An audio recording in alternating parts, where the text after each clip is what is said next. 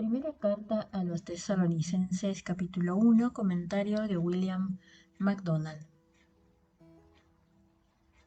Versículo 1. Pablo, Silvano y Timoteo, a la iglesia de los tesalonicenses, en Dios Padre y en el Señor Jesucristo, gracia y paz sean a vosotros, de Dios nuestro Padre y del Señor Jesucristo. Esta carta comienza con los nombres de tres hombres que habían sido acusados de trastornar al mundo entero. La acusación había sido dada como calumnia. De hecho, era un tributo. Pablo era el autor de la epístola. Silvano y Timoteo estaban entonces viajando con él, por lo que incluyó sus nombres. Silvano es probablemente el mismo que el Silas que cantó un dúo con Pablo en la cárcel en Filipos, como se menciona en Hechos capítulo 16, versículo 25, que dice: Pero a medianoche, orando Pablo y Silas, cantaban himnos a Dios y los presos los oían. Timoteo es el joven hermano de Listra que se había añadido al grupo de Pablo justo antes del viaje a Tesalónica. Hechos capítulo 16, versículo 1. El versículo 1 dice: Después llegó a Derbe y a Listra, y he aquí había allí cierto discípulo llamado Timoteo, hijo de una mujer judía creyente, pero de padre griego. La carta había sido escrita a la iglesia de los tesalonicenses en Dios Padre y en el Señor Jesucristo. La palabra que traducimos como iglesia se usaba en aquellos tiempos para describir cualquier clase de asamblea, de modo que Pablo quiere poner en claro que no es una asamblea pagana, sino de una asamblea relacionada con Dios como Padre y con Jesucristo como Señor. La salutación de gracia y paz abarca las mejores bendiciones de que nadie podría gozar a este lado del cielo. La gracia es el favor inmerecido de Dios en cada aspecto de nuestras vidas. La paz es la tranquilidad imperturbada que desafía a las azarosas y aplastantes circunstancias de la vida. La gracia es la causa y su efecto es la paz. Pablo repite los dobles nombres divinos como la fuente coigual de las bendiciones, poniendo esta vez el pronombre posesivo nuestro conectado inmediatamente con Padre. Número 2. Relaciones personales de Pablo con los tesalonicenses, capítulo 1, versículo 2 al capítulo 3, versículo 13. Elogio de los tesalonicenses de parte de Pablo, capítulo 1, versículos 2 al 10. Versículos 2 al 3 dice: Damos siempre gracias a Dios por todos vosotros, haciendo memoria de vosotros en nuestras oraciones, acordándonos sin cesar delante del Dios y Padre nuestro de la obra de vuestra fe, del trabajo de vuestro amor y de vuestra constancia en la esperanza en nuestro Señor Jesucristo. Siempre que Pablo oraba, mencionaba a los tesalonicenses. ¿Somos nosotros igual de fieles en recordar a nuestros hermanos y hermanas en Cristo? Y es siempre con gracias que oraba por ellos, acordándose de la obra de la fe de ellos, del trabajo de su amor y de su constancia en la esperanza. La obra de su fe se refiere probablemente de manera primaria a su conversión a Dios.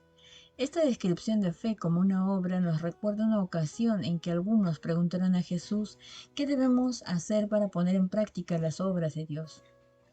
Jesús les respondió: Esta es la obra de Dios, que creáis en el que Él ha enviado. Juan capítulo 6, versículo 28 al 29. Entonces le dijeron: ¿Qué debemos hacer para poner en práctica las obras de Dios? Respondió Jesús y les dijo: Esta es la obra de Dios, que creáis en el que Él ha enviado. En este sentido, la fe es un acto u obra, pero no es un afán por el que nadie gane mérito o de los que nos podamos gloriar. De hecho, es la única obra que el hombre puede hacer sin privar a Cristo de su gloria como Salvador y sin negar su propia posición como pecador impotente. La fe es una obra no meritoria por la que la criatura reconoce a su Creador y el pecador reconoce a su Salvador.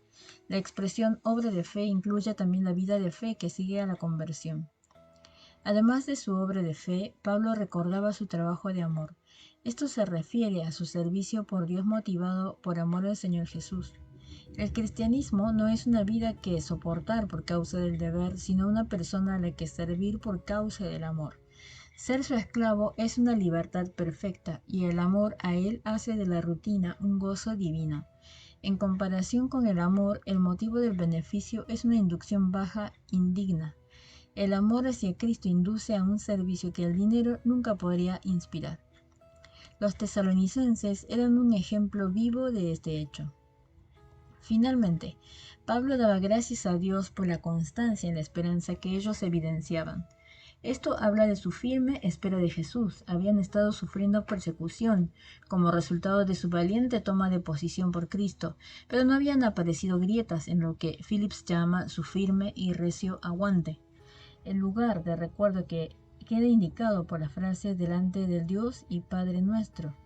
Al entrar Pablo en presencia de Dios en oración, recordaba el nacimiento espiritual y el crecimiento de los santos, y expresaba su acción de gracias por la fe y amor y esperanza de los mismos. Versículo 4. Porque conocemos, hermanos amados de Dios, vuestra elección. El apóstol estaba seguro de que estos santos eran escogidos de Dios ya antes de la fundación del mundo. ¿Pero cómo lo sabía? ¿Tenía alguna fuente sobrenatural de conocimiento? No, sabía que estaban entre los escogidos por la manera en que habían recibido el Evangelio. La doctrina de la elección enseña que Dios escogió a ciertas personas en Cristo antes de la fundación del mundo. Ver Efesios capítulo 1, versículo 4. Que dice, según nos escogió en él antes de la fundación del mundo, para que fuésemos santos y sin mancha delante de él. No enseña que escogió a nadie a la condenación. El hecho de que hay personas que finalmente se pierden se debe a su propio pecado e incredulidad. La misma Biblia enseña que enseña elección, enseña asimismo responsabilidad humana o la libre decisión del hombre. Dios hace una oferta genuina de salvación a todos, en todo lugar. Todo el que acuda a Cristo hallará una calurosa acogida. Estas dos doctrinas, la elección y la libertad de elección, crean un conflicto irreconciliable para la mente humana, pero la Biblia enseña las dos, y deberíamos creer las dos, incluso si no podemos armonizarlas. No sabemos quiénes son los escogidos, de modo que debemos llevar el Evangelio a todo el mundo. Los pecadores no deberían emplear la doctrina de la elección como excusa para no creer. Si se arrepienten y creen en el Señor Jesucristo, Dios los salvará. Versículo 5. Pues nuestro Evangelio no llegó a vosotros en palabra solamente, sino también en poder, en el Espíritu Santo y en plena certidumbre, como bien sabéis cuáles fuimos entre vosotros por amor de vosotros. Por nuestro Evangelio, Pablo no implica un mensaje diferente al del resto de los apóstoles. El contenido era el mismo. La diferencia residía en los mensajeros. Los tesalonicenses no habían tratado el mensaje como un mero discurso religioso. Evidentemente lo habían recibido en sus palabras, pero no solamente en palabras. Les había venido en poder, en el Espíritu Santo y en plena certidumbre. Número 1. En poder. El mensaje obró en sus vidas con una energía sobrenatural, produciendo convicción de pecado, arrepentimiento y conversión. Número 2. En el Espíritu Santo. Este poder había sido producido por el Espíritu Santo. Número 3. En plena certidumbre.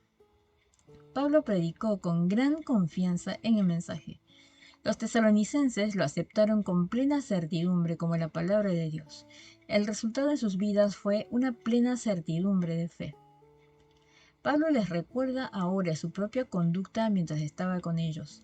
No solo predicó el Evangelio, sino que vivió una vida consecuente. El mejor sermón es una vida santa. Versículo 6.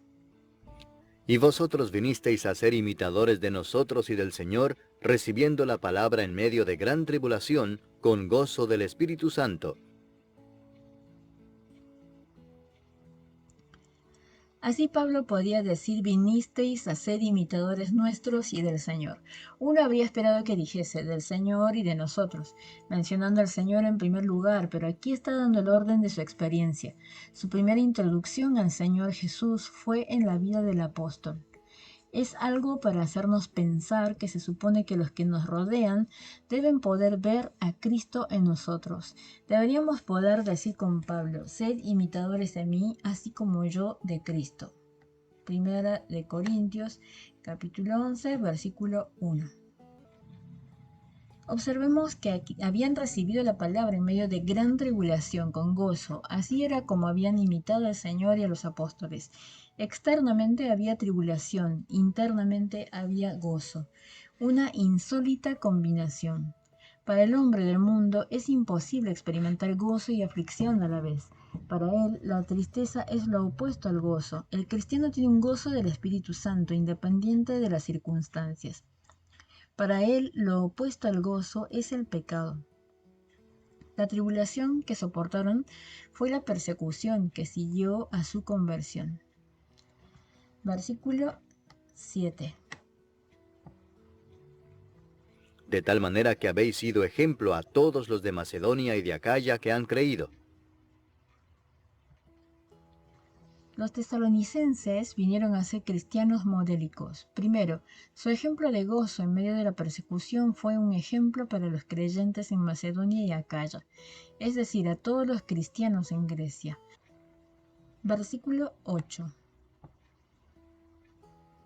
Porque partiendo de vosotros ha sido divulgada la palabra del Señor, no solo en Macedonia y Acaya, sino que también en todo lugar vuestra fe en Dios se ha extendido, de modo que nosotros no tenemos necesidad de hablar nada.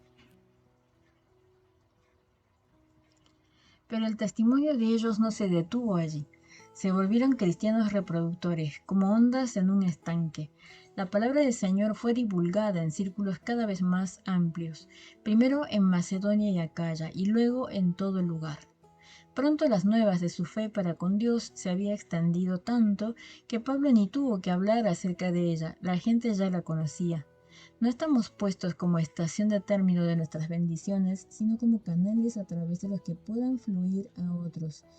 Dios resplandece en nuestros corazones para que la luz pueda resplandecer a otros, como dice en 2 Corintios capítulo 4, versículo 6.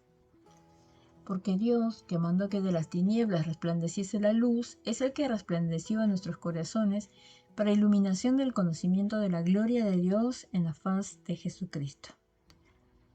Si hemos verdaderamente bebido del agua de la salvación, los ríos de agua manarán a aquellos que tenemos a nuestro alrededor. Juan capítulo 7, versículos 37 y 38. En el último y gran día de la fiesta, Jesús se puso en pie y alzó la voz diciendo: Si alguno tiene sed, venga a mí y beba. El que cree en mí, como dice la Escritura, de su interior correrán ríos de agua viva. Versículo 9.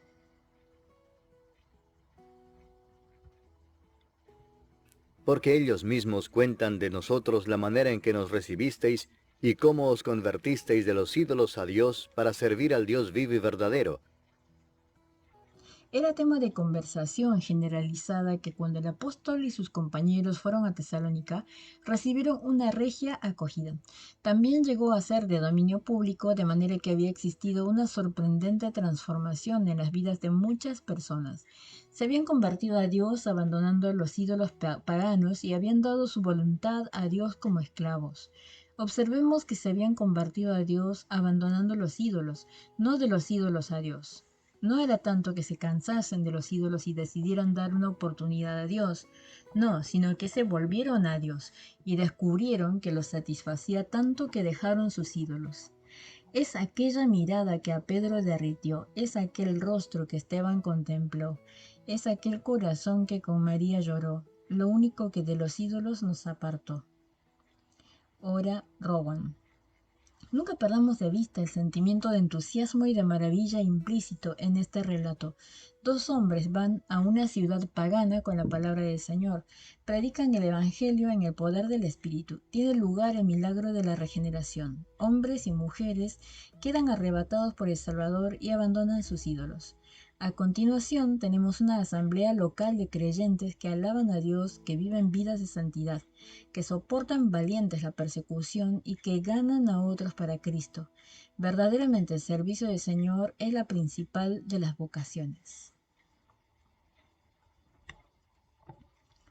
Versículo 10.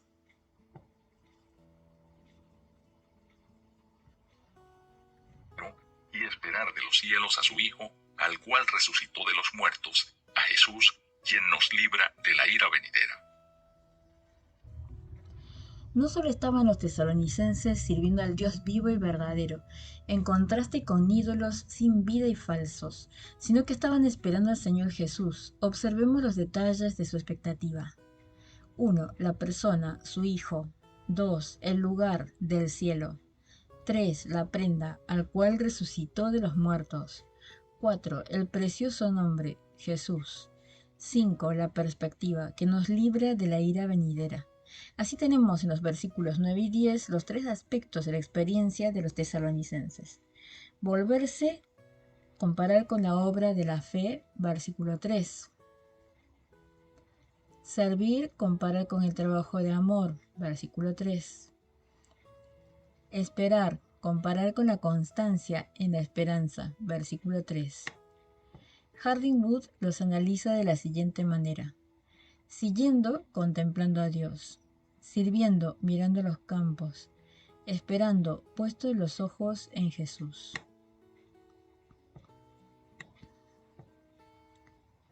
Los tesalonicenses estaban esperando de los cielos al Hijo de Dios. Esto implica la posibilidad de que viniese durante la vida de ellos. De hecho, en cualquier momento durante la vida de ellos. La esperanza del cristiano es el regreso inminente del Señor Jesús. Se encuentra en muchos pasajes del Nuevo Testamento. He aquí unos pocos. Lucas capítulo 12 versículo 36 dice: y vosotros sed semejantes a hombres que aguardan a su Señor. Romanos capítulo 8 versículo 23, esperando la adopción, la redención de nuestro cuerpo.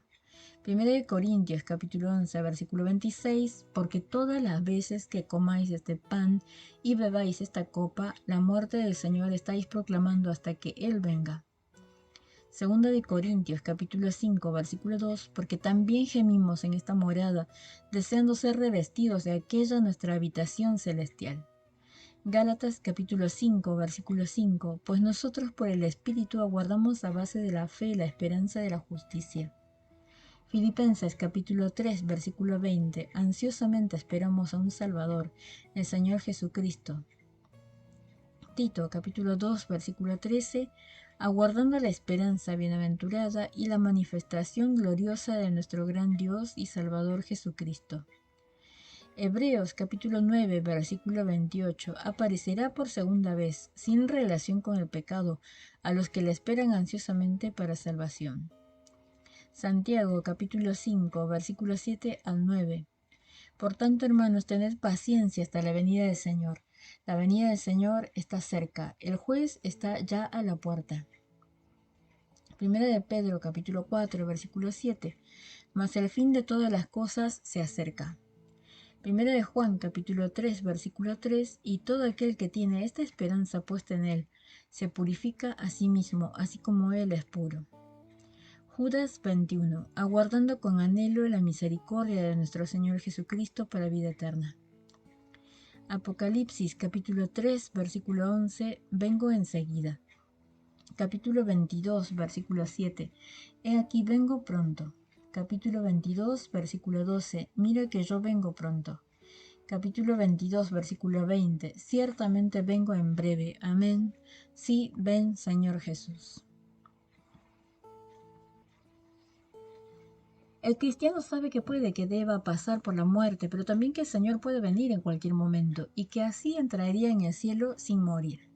Ninguna profecía de la Escritura ha de ser cumplida antes de la venida de Cristo por su pueblo. Este es el siguiente gran acontecimiento en el programa de Dios. No podríamos estar esperando el regreso del Señor en cualquier momento si se hubiese de interponer algún acontecimiento o periodo de tiempo. La posición del arrebatamiento pretribulacional es el único que permite al creyente esperar hoy la venida de Cristo. Las otras perspectivas llevan a abandonar la inminencia de su regreso. Aquel a quien esperamos es Jesús, nuestro libertador de la ira que ha de venir. Esta descripción del Salvador que viene se puede comprender de dos formas. 1. Nos libera del castigo eterno por nuestros pecados. En la cruz, Él soportó la ira de Dios contra nuestros pecados. Por la fe en Él se nos pone a nuestra cuenta el valor de su obra. De ahí en adelante no hay condenación para nosotros, por cuanto estamos en Cristo Jesús. Romanos capítulo 8, versículo 1. Ahora pues ninguna condenación hay para los que están en Cristo Jesús, los que no andan conforme a la carne, sino conforme al Espíritu. Número 2. Pero también nos libera del venidero periodo de juicio, cuando la ira de Dios será derramada sobre un mundo que ha rechazado a su Hijo. Este periodo es conocido como la tribulación y como el tiempo de la angustia de Jacob. Daniel capítulo 9, versículo 27. Y por otra semana confirmar el pacto con muchos a la mitad de la semana, hará cesar el sacrificio y la ofrenda. Después, con la muchedumbre de las abominaciones, vendrá el desolador, hasta que venga la consumación y lo que está determinado se derrame sobre el desolador. Mateo capítulo 24, versículos 4 al 28. Respondiendo Jesús les dijo: mirad que nadie os engañe, porque vendrán muchos en mi nombre diciendo: yo soy el Cristo, y a muchos engañarán. Y oiréis de guerras y rumores de guerras. Mirad que no os turbéis, porque es necesario que todo esto acontezca, pero aún no es el fin. Porque se levantará nación contra nación y reino contra reino, y habrá pestes y hambres y terremotos en diferentes lugares, y todo esto será principio de dolores. Entonces os entregarán a tribulación y os matarán, y seréis aborrecidos de todas las gentes por causa de mi nombre. Muchos tropezarán entonces y se entregarán unos a otros, y unos a otros se aborrecerán, y muchos falsos profetas se levantarán y engañarán a muchos, y por haberse multiplicado la maldad, el amor de muchos se enfriará. Mas el que persevere hasta el fin, éste será salvo, y será predicado este evangelio del reino en todo el mundo para testimonio a todas las naciones, y entonces vendrá el fin. Por tanto, cuando veáis en el lugar santo la abominación desoladora de que habló el profeta Daniel, el que lee entienda, entonces los que estén en Judea huyan a los montes. El que esté en la azotea no descienda para tomar algo de su casa, y el que esté en el campo no vuelva atrás para tomar su capa. Mas ay de las que estén encintas y de las que críen en aquellos días. Orad, pues que vuestra huida no sea en invierno ni en día de reposo, porque habrá entonces gran tribulación, cual no la ha habido desde el principio del mundo hasta ahora, ni la habrá. Y si aquellos días no fuesen acortados, nadie sería salvo, mas por causa de los escogidos aquellos días serán acortados. Entonces si alguno os dijere: mirad, aquí está el Cristo, o mirad, allí está, no lo creáis, porque se levantarán falsos cristos y falsos profetas, y harán grandes señales y prodigios, de tal manera que engañarán, si fuere posible, aún a los escogidos. Ya os lo he dicho antes, así que si os dijeren: mirad, está en el desierto, no salgáis, o mirad, está en los aposentos, no lo creáis, porque como el relámpago que sale del oriente y se muestra hasta el occidente, así será también la venida del Hijo del Hombre. Porque donde quiera que estuviera el cuerpo muerto, allí se juntarán las águilas. Primera de Tesalonicenses capítulo 5 versículos 1 al 11. Pero acerca de los tiempos y de las ocasiones no tenéis necesidad, hermanos, de que yo os escriba, porque vosotros sabéis perfectamente que el día del Señor vendrá así como ladrón en la noche, que cuando digan paz y seguridad, entonces vendrá sobre ellos destrucción repentina, como los dolores a la mujer encinta, y no escaparán. Mas vosotros, hermanos, no estáis en tinieblas para que aquel día os sorprenda como ladrón, porque todos vosotros sois hijos de luz e hijos del día. No somos de la noche ni de las tinieblas. Por tanto, no durmamos como los demás, sino velemos y seamos sobrios. Pues los que duermen de noche duermen, y los que se embriagan de noche se embriagan. Pero nosotros que somos del día, seamos sobrios, habiéndonos vestido con la coraza de fe y de amor, y con la esperanza de salvación como yelmo. Porque no nos ha puesto Dios para ira, sino para alcanzar salvación por medio de nuestro Señor Jesucristo, quien murió por nosotros, para que ya sea que velemos o que durmamos, vivamos juntamente con Él. Por lo cual, animaos unos a otros y edificaos unos a otros, así como lo hacéis. Segunda de Tesalonicenses, capítulo 2, versículos 1 al 12. Pero con respecto a la venida de nuestro Señor Jesucristo y nuestra reunión con Él, os rogamos, hermanos, que no os dejéis mover fácilmente de vuestro modo de pensar, ni os conturbéis, ni por espíritu, ni por palabra, ni por carta, como si fuera nuestra, en el sentido de que el día del Señor está cerca.